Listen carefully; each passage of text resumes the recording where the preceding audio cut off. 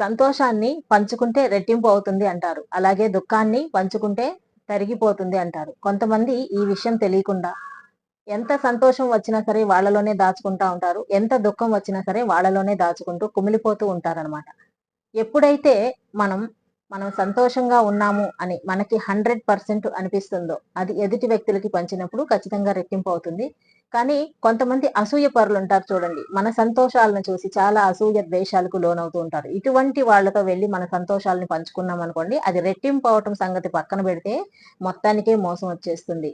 అవతలి వ్యక్తులు ఎటువంటి వాళ్ళు, అసూయ పరులా, మంచివాళ్ళా అని తెలుసుకొని అవసరమైన విషయాలను మాత్రమే మనం పంచుకున్నప్పుడు మనకి ఎటువంటి కష్టం అనేది రాదనమాట.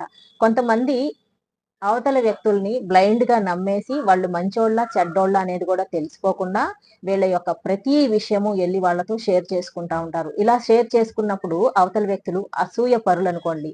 దానిని ఏం చేస్తారంటే వీళ్ళకి ఇష్టం ఉండదు వీళ్ళు సంతోషంగా ఉండటం. అందుకని అసూయ పడుతూ ఉంటారు.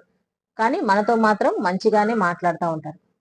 మాట్లాడే ప్రతి మంచి మాట వెనక మంచి మనసు ఉండదు. అలాగే ప్రతి కోపం వెనక చెడ్డతనం ఉండదనేది అర్థం చేసుకోవాలి. మనుషులు రకరకాలుగా ఉంటారు కదా!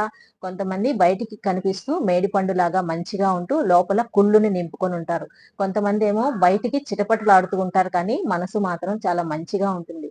ఇటువంటి వాళ్ళని మనం గ్రహించి ఎవరు ఎటువంటి వాళ్ళనేది తెలుసుకొని మన సంతోషాలనైనా సరే, దుఃఖాలనైనా సరే షేర్ చేసుకుంటే బావుంటుంది.